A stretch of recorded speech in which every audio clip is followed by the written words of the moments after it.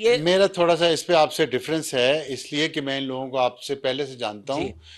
देखें, ये मुनाफकत है हमारे अंदर, और इससे पॉलिटिकल अफिलिएशन का ताल्लुक कम है और मफादात का या पैसे का ताल्लुक ज्यादा है। यही लोग जिनके आप आफ्ताब इकबाल, हो सकता है। यही पीएमएलएन के लिए भी ये सब कुछ करता रहा है, पीटीआई के लिए करता रहा है, जनरल फैज से पैसे लेके करता रहा है, जनरल फैज से पैसे लेके आप जो मर्जी से करवा लें, जिसको मर्जी गाली दिलवा लें। इसी तरह यही जजेस, ये जजेस जिनकी मैं बात कर रहा हूं, ये तो नवाज शरीफ के जूते पॉलिश करके तो जज बने हैं, और फिर आके वही उन्हीं के खिलाफ फैसले देते। ये मुनाफकत है ना। इसी तरह अब चीफ इलेक्शन कमिश्नर से बहुत हम्म। शिकायत है, खान साहब को लगाया, खान साहब नहीं है उसको भी। तो ये हमारे इलीट के अंदर मेरा ख्याल है कि दोहरे मैार हैं, और जो मुनाफकत है ना कि वो, अच्छा आप ये भी देखिएगा, इस इलीट के आपस में रिश्तेदारियां भी हैं, चाहे कोई किसी भी सियासी जमात से ताल्लुक हो किसी का, लोगों को लड़वा रहे हैं, लोगों को कह रहे रिश्ते नहीं आपके आपके देंगे, आपस में रिश्तेदारियां हैं। क्या जो पिछले डीजी आईएसआई हैं, क्या नाम था उनका, नदीम अंजम था शायद, उनकी उनकी नवीद एक अंजुम। जी। उनके एक बच्चे या बच्ची की शादी उसके पीटीआई के एमपीए के बच्चे या बच्ची से नहीं हुई।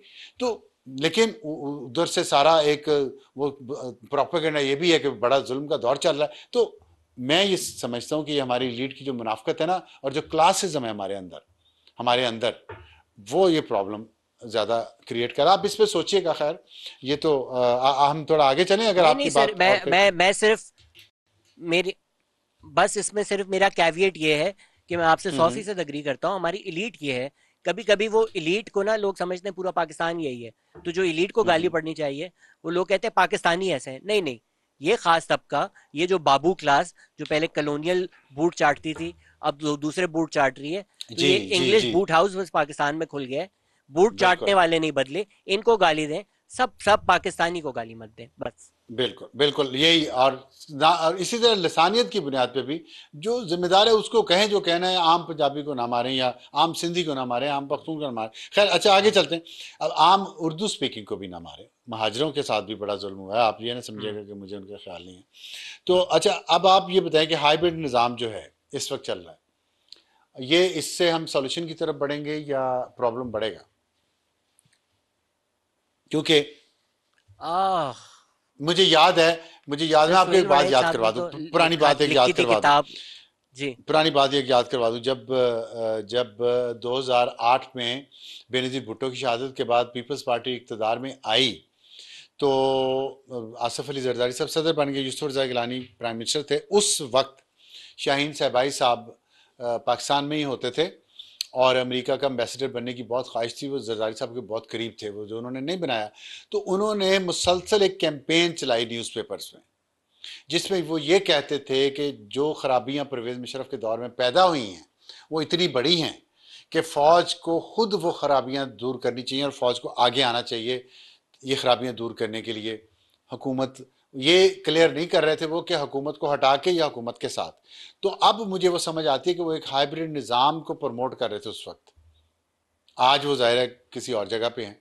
इस तनाजुर में आप मुझे बताएं कि ये जो प्रॉब्लम्स हैं जितने पाकिस्तान में, और ज़ाहिर है हम समझते हैं कि इस्टेब्लिशमेंट के पैदा करदा हैं, तो क्या सियासी जमातों में इतनी कैपेसिटी है कि वो अकेले कर लेंगे इनको ठीक, बगैर लड़ाई झगड़े, बगैर मुल्क तोड़े?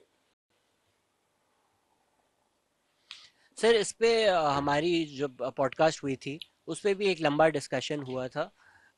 चल सकता है नहीं चल सकता, मेरे ख्याल से सुहेल वड़ायत साहब की किताब ही है कि कंपनी नहीं चल सकती। तो हाइब्रिड की भी एक इलास्टिसिटी होती है, एक हद होती है, कितना ही खींच लोगे यार। मतलब एक एक हद हाँ तक ठीक ही है, आप नीले को लाल ठीक है। करके बोल सकते हो ना कि नीला है। एक तो वक्त आ जाएगा कि कोई बेचारा मेहरबानी करेगा कि यार मैं इसको नीला अब नहीं बोल सकता, अब लाल ही बोलना पड़ेगा मुझे। तो फिर जो आपकी भी आर्ग्यूमेंट रही है कि इनका फैलाया हुआ गंद है, इन्होंने ही साफ करना है, वो फिर नियतों पे आ जाता है कि यार वाकई करोगे या नहीं करोगे, या अलग गंद फैलाकर बोलोगे कि यार पिछले वाले गंद से बेहतर है। तो अगर गंद में ही रहना है हम सबको, और एक का नहीं दूसरे का गंद हमें बताया जाए कि बेहतर है, तो फिर लोगों की तो जिंदगी नहीं बदल रही, या कुछ यहाँ पर इनकलाब तो नहीं आ रहा। चेहरे बदल रहे हैं। वहीद मुराद हैं, एक जर्नलिस्ट हैं जिनको अभी उठाया हुआ है। जी जब आपके खिलाफ हो रहा था तो उन्होंने आर्टिकल लिखा था, आज हम उनकी आवाज़ उठा रहे हैं। तो क्या ही बदल गया हमारे लिए? एक जर्नलिस्ट को आप उठाएं, बिल्कुल सही है। दूसरा जर्नलिस्ट लिख रहा है, फिर दूसरे को उठाएं, पहला लिख रहा है।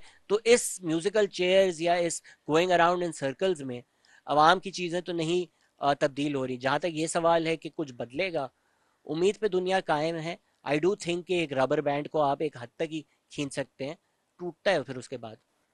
देखिए, जो सहाफ़ियों पे अपने ज़्यादती और जुल्म की बात की है, ये तो हमारी तारीख का एक हिस्सा बन गया है, हर दौर में ये हो रहा है। अब अहमद नूरानी की के भाइयों को जो हम्म। उठा लिया गया है, ज़ाहिर है उनका तो कोई कसूर नहीं है। उनकी वालिदा हम्म। और उनकी बहन फिर रहे हैं। नूरानी ने जो भी गलत किया हो, उसका जिम्मेदार नूरानी है, आकिल है, बालिग है। उसको सज़ा मिलनी चाहिए। वहीद मुराद को जिस तरह तोड़ के दरवाजे ले जाया गया, ज़ाहिर है ये भी इंतहाई शर्मनाक और काबिल मज़म्मत है। और ये बात आपकी बिल्कुल ठीक है कि एक वक्त में एक सेट ऑफ पीपल होता है, लेकिन मैं तो ये समझता हूँ शहजाद साहब कि पाकिस्तान में तो सफ़र उसी ने किया है जो हमेशा हक के रास्ते पर आए। जो लोग फ्रॉडिया थे, जिनका मैंने जिक्र किया पहले भी शुरू में, और जिन्होंने माल बनाया हर तरफ से, उन्हें आज भी कुछ नहीं हुआ, ये मैं आपको बता दूं। आज भी उनमें से कुछ बाहर भाग गए हैं, जो यहाँ पे हैं वो दूसरी तरफ चले गए हैं, और काम उनका वही है, पैसे लेना। पैसे से गेम बनती है। सफ़र वहीद मुराद ही करेगा। सफ़र इसी तरह के लोग करेंगे जो सही रास्ते पे पहले भी चलते रहे थे, आज भी चल चल रहे हैं। तो ये बात तो है, लेकिन मैं मेरा सवाल ये है, जो शायद आपने एक बात का जवाब दे दिया कि हाइब्रिड निज़ाम को कितना आप खींच सकते हैं, ये बात ठीक है। तो इससे आगे फिर क्या है, कैसे चलें? क्योंकि हम देख रहे हैं सियासी जमातें, मुझे तो लग रहा है बेबस हैं इस वक्त। तमाम सियासी जमातें, कोई कुछ नहीं कर सकता। और अगर आपकी उम्मीद है कि इमरान खान आगे करेगा, तो मेरी तो उम्मीद नहीं है, ख़ासतौर पर जो कुछ उन्होंने पिछले कुछ सालों में किया है और जो खैबर पख्तूनख्वा में हो रहा है। और इस पर मेरा एक सवाल था आपसे कि ये ट्रोलिंग होती है सोशल मीडिया पे, आप सोशल मीडिया के बहुत ज़्यादा आप बानियों में से हैं पाकिस्तान में, तो क्या है इससे आप डिस्करेज होते हैं, गालियां पड़ती हैं और झूठे इल्जामात लगाए जाते हैं सिर्फ आपके काम पे या आपकी बात पे? कभी एक तरफ आपको ये कहती है, कभी दूसरी तरफ ये आपको कहती है, जैसे आपने अभी स्टैब्लिशमेंट का जिक्र किया है। एक साइड कभी एक दूसरों को उठाती है, दूसरी आती है दूसरों को उठाती है। तो ये क्या इससे हम्म। सोशल मीडिया पे जो ट्रोलिंग होती है, इससे क्या अफेक्ट होता है? How it affects you? Sir of course it affects us. जिस तरह आपने पहले भी बोला कि महसूस तो होता है, at the end of the day आप इंसान ही हैं। और जहाँ तक ये सियासी पार्टियों का सवाल है, बिल्कुल मैं आपसे एग्री करता हूँ। इनके चेहरे बदलने से तो कुछ भी नहीं हो जाएगा। अगर हमने आज इमरान खान की तनकीद की है, तो कुछ लोगों को लगेगा कि हम नवाज शरीफ से पैसे ले रहे हैं या जरदारी से पैसे ले रहे हैं। ये तीनों सेम है, पीपीपी, पीएमएल, पीटीआई, ये सेम पार्टियां हैं। इनके चेहरे बदलते हैं। जब बाहर होते हैं वोट को इज्जत दो बोलते हैं, जब अंदर आते हैं वोट को इज्जत दो बोलते हैं। तो जो सियासी पार्टियां हैं, सवाल ये है जो देखना है अभी हमें, कि अभी कनाल मूवमेंट चली, क्या पीपीवी का कोई ऑल्टरनेटिव इमर्ज होगा सिंध में? Let's see. अब मुझे खुद नहीं पता क्या होगा। जहां तक ट्रोलिंग का सवाल है, बिल्कुल अफेक्ट होता है सर। और जिस तरह अब तो ट्रोलिंग से अब मामला आगे बढ़ चुका है। मुजम्मिल के घर में घुस गए थे, तलत हुसैन, हाँ, मेरा, हाँ। हसन अयूब का पर्सनल पर्सनल डिटेल्स लीक की गई। तो ये ट्रोलिंग से तो मामला आगे निकल चुका है कि यार आप पर्सनली अब किसी के, अब देखिए ना, मुजम्मिल की वालदा और उनकी बहन तलत घर घर पे तलत है, अकेली थी, आप हैं, गन लेकर लोग आ मुजम्मिल गए। है। इन पे जो इनके साथ जो कुछ होता है, दूसरी तरफ वाले नहीं बोलेंगे। मेरे साथ हुआ, मेरा मजाक उड़ाया हम्म। गया बजाय सपोर्ट करने के। अब दूसरी तरफ से हो रहा है, हम्म। तो उस पे इस साइड वाले नहीं बोलेंगे। तो ये जो पोलराइजेशन हर जगह हो चुकी है, इसको दूर करने का, कम करने हम्म। का कोई आपके जहन में तरीका? क्योंकि देखें, हम तो अब पुराने हो गए ना। आपके जहन में कोई नया आइडिया है? हम्म। हो सकता है ये। सर वही है कि जिस तरह सियासतदानों के मामले में तो सबको नजर आता है ना कि यार एक दूसरे के कमाल हो रहे होते हैं। पीटीआई को कटाना है, इनको वापस ले आओ, इनको कटाना है, इमरान खान इजाद कर दो। सबको नजर आता है, सब तनकीद भी करते हैं। सहाफ़ी जब यही हरकत करते हैं तो वो अपने आप पे तनकीद नहीं करते। इमरान रियाज खान आके भड़के मारते थे, कोई तो वजह उठाए जाएंगे। फिर जब वो उठाए गए, मैंने तो तनकीद की। मैंने तो हम्म। बोला कि भाई इमरान रियाज खान को गलत उठाया गया, जबकि मेरी नज़र में वो प्रोपेगेंडिस्ट हैं। मेरी नज़र में वो एक पार्टी के स्पोक्स पर्सन है। मेरी नज़र में उनसे ज़्यादा झूठ शायद किसी प्रोक्लेम्ड सहाफ़ी में ने नहीं फैलाया होगा पाकिस्तान में, बेशर्मी हर सही है। हरामी से। फिर भी क्या इसका मतलब है कि उनको उठा लिया जाए? नहीं, बिल्कुल भी नहीं। तो जब सही तक है। एक तरफ होकर हम गलत को गलत नहीं बोलेंगे, regardless of who it is happening to. PTI में हज़ार क्रिटिसिज्म है, जो उनके साथ हो रहा है वो सही है नहीं, बिल्कुल गलत है। तो अच्छा, आखिर में मिलकर थोड़ा एक सा, आवाज़ उठानी पड़ेगी, गलत को गलत बोलना पड़ेगा। तो मुझे ये बताएं कि झूठ और नफरत जो बिकता है, एल्गोरिथम को भी पता चल गया है कि ये बिकता है लोगों में, क्या ये अब ऐसे ही चलेगा? क्योंकि अब डिजिटल दौर तो है, ये ख़त्म तो नहीं होना। तो ये ऐसे ही चलेगा या इसको कोई इसको इसकी कोई करेक्शन हो सकती है? सर ये तो एक दुनिया भर का मसला है और एक दुनिया भर का स्ट्रगल है कि हमें जो लगता था कि पब्लिक स्क्वायर्स बनाए जा रहे हैं वो कोऑप्ट वो भी हम्म। हो चुके हैं। ट्विटर जो है वो इलॉन मस्क चलाते हैं। जब से उन्होंने हम्म। ख़रीदा है ट्विटर, एक तरह की राय जो है वो ट्विटर पे ज़्यादा पाई जाती है। नफ़रतें हम्म। जो हैं, नाज़ी सलूट तक कर दिया था उन्होंने।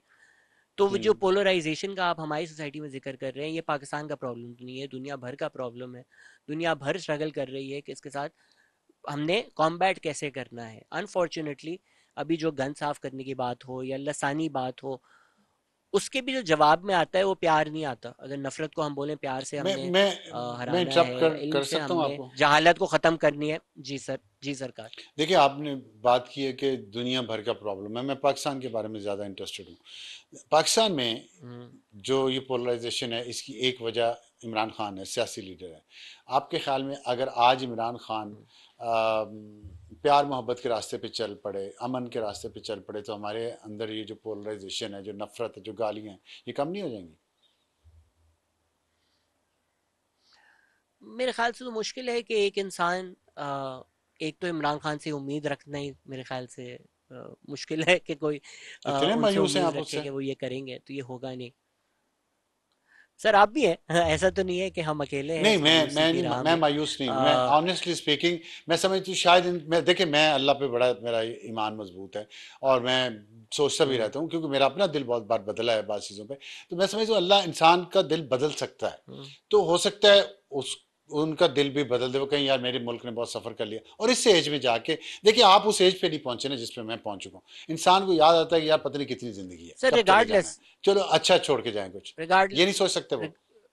आई think I think it's beyond one person दो।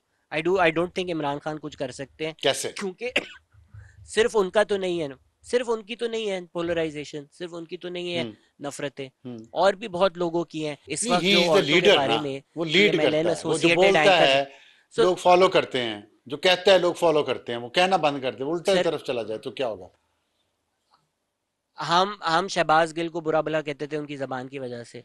आजकल हम्म। जो ज़बान इस्तेमाल की जा रही है, जिनको सड़क से उठा के पीएमएलएन वालों ने पीटीवी तक बिठा दिया है, जिन लोगों को कोई अपने घर में नहीं सुनता, वो औरतों के बारे में जो ज़बान इस्तेमाल की जा रही है वो इमरान खान इस्तेमाल करवा रहे हैं। नहीं, तो वो जो कल्चर डिस्टॉर्ट किया गया है वो सिर्फ इमरान खान ने नहीं किया।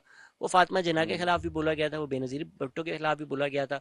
आज जो मारंग बलोच के खिलाफ बोला जा रहा है, आप उनकी सियासत से डिसएग्री करें, आप बोलें अच्छा यार ये मसला है, एक्चुअली ये है, कर सकते हैं। उनकी पर्सनल बॉडी के बारे में, उनकी ज़ात के बारे में या बलोच औरतों के बारे में जो बातें की गई हैं, अब जैद हामिद जैसे लोग आकर बोलेंगे, फिर हम बोले इमरान खान आकर बोले कि सब प्यार से रहो तो सब प्यार से रहना शुरू हो जाएंगे। ऐसा तो बिल्कुल नहीं होगा।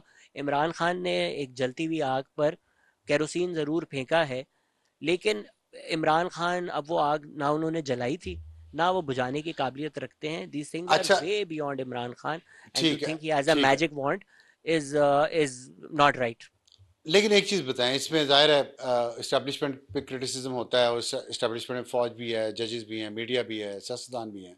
अब इशू अगर ये है कि अब बाज़ लोग, ये मैं इस्लामाबाद की भी बात कर रहा हूँ, लोग जो डायरेक्टली ये कहते हैं फौज तबाह हो जाए, और क्रिटिसिज्म भी होता है, कहा भी जाता है, एफर्ट्स भी हो रही हैं। आपके ख्याल में कोई भी मॉडर्न स्टेट जैसे कि पाकिस्तान है और न्यूक्लियर पावर भी है, अगर फौज खुदा ना खासा तबाह हो जाए तो क्या मुल्क सरवाइव कर पाएगा? ये सही अप्रोच है? ये सही अप्रोच है कि करेक्शन की जाए?